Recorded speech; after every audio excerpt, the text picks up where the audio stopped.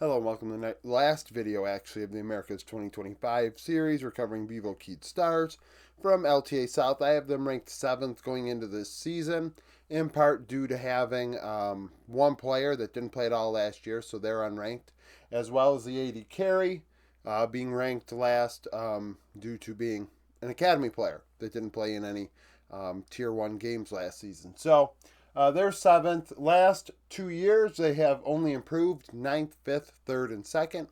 This team does deserve a lot of credit for their content and willingness to be very transparent with their audience and fan base.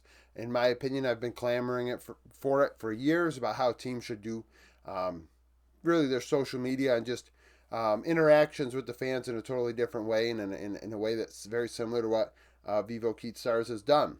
In my opinion, I think that it's set them apart and gave them a fan base. I mean, really, theoretically, I'm not getting a ton of views on these videos, but I've gotten more questions about when I was doing this video than any other team thus far.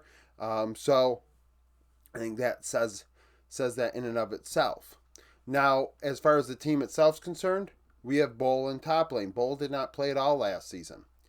20 years old. Did play with Red Cannons, I believe, briefly a couple of years ago. Very young player.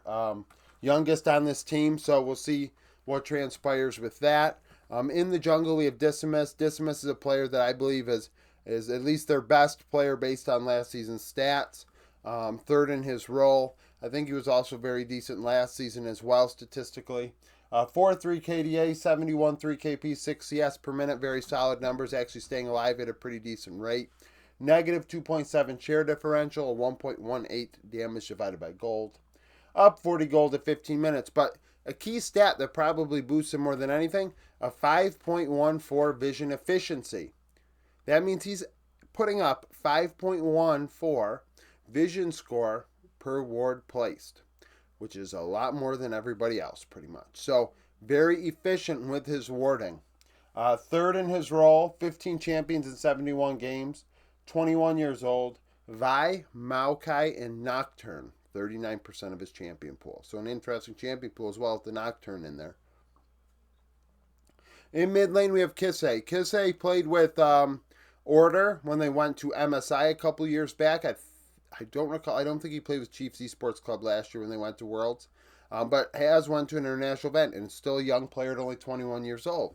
Now, last season, this stat line ranked him, his stat line from the PCS and LCO in spring ranked him 6th relative to all the other LTA South mids. I did not account for his CBLOL Academy stats as part of the rankings. Now, this stat line includes all of them. So keep in mind that 47 of the 78 games are Academy games. 4.8 KDA, 68 KP, 9.3 CS per minute. A 4.8 share differential and a 1.66 ROI, which leads the team statistically based on last season. So is Kisei going to be the carry of this team? We'll see. Mortius in the 80 carry role is also a very young player, rather inexperienced given his age. 315 gold ahead for Kisei, 2.77 vision efficiency, 25 champions in 78 games, and I recall this being a part of Kisei's game that I really enjoyed when he went to MSI. That, hey, when you have a champion pool like this kid does, you should give him an opportunity. I was saying it, that the LCS team should be looking at him. Instead, they signed Kevy, and Kevy also was deserving at the time. But they allowed Kisei to kind of just stay in OS for the last couple of years, and now he's in CBLOL or LTA South. 21 years old, Wei, Tristana, and Azir, 35% of his champion usage. Mortius, a very good season in Academy. 6.7 KDA, a 70.3 KP, and a 9.5 CS per minute. Got resources, and the team fought around him at a high level. 3.3 share differential, though, and a 1.54 ROI, so you'd like more damage out of your 80 carry, and hopefully when he gets to this level, he does that. He's the second oldest player on this team, which is wild enough when you think about him being a rookie. 190 gold ahead, 3.38 vision efficiency, which is very good. We don't see many 80 carries with above 3. 15 champions in 71 games. Kaisa Varas Zeri, 39% of his champion usage. And then who I'd say is the best player on the team is Trimby. Trimby, in my opinion, is a top 3 support in the West. Every time I say this, people think that I am getting paid off to say it. I don't know if they just don't like Trimby for some reason, but I think his champion pool and his statistics represent just how good he is. His open-mindedness to play style and things like that also are very important, and something I really value in a support more than anything else, which is why I always say the things I do about Carrier. So Trimby 3.1 KDA and an 81.1 KP last year. 81 is super good. Hell, he's the driving force for the team he's on. 80% kill participation, 4 out of every 5 kills. He very well could be the shot caller for this team, and he will do a decent job at it. Very traditional support, negative 5.4 share differential and a 0.69 ROI. Down 20 gold at 15 minutes. 2.07 vision efficiency, another player very efficient with his warding. That might be the highest of all the supports in Tier 1. We have a jungler that's in the same boat. If this is, not a false read here, this team's going to be very, very good at setting up objectives as well as not being snuck up on either. 11 champions, 31 games. 4th in his role based on this stat line, but like I said, he is better than 4th. This team is probably better than 7th, really.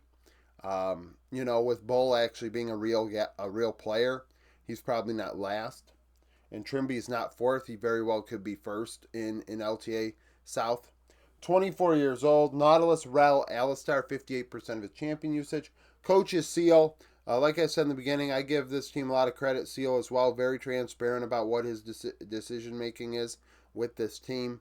And in part due to that, I respect that a lot. Like I said, I think that's the direction teams need to take. Because no point in lying to fans. Just tell them how it is. And if a fan is truly, with it, they'll understand. If they're not with it and don't understand, they're probably not worth keeping around. So, Seal 67 and 25 in the regular season in minor regions as a head coach. That includes OS as well as CB Low. 73% win rate. In the playoffs, 26 and 31 for a 46% win rate. In the LEC, 32 and 26 win rate, 59%. Sorry, 32 and 26 win rate. Jesus Christ, record, and a 59% win rate. 17 and 19 in the playoffs for a 47% win rate. He was on coaching staffs for Rogue as well as Heretics. Rogue in 2022, hence Trimby, makes sense. And then 2023, Heretics, makes sense as well. His time in OS Kissay, not a big surprise. So you can draw some correlations here.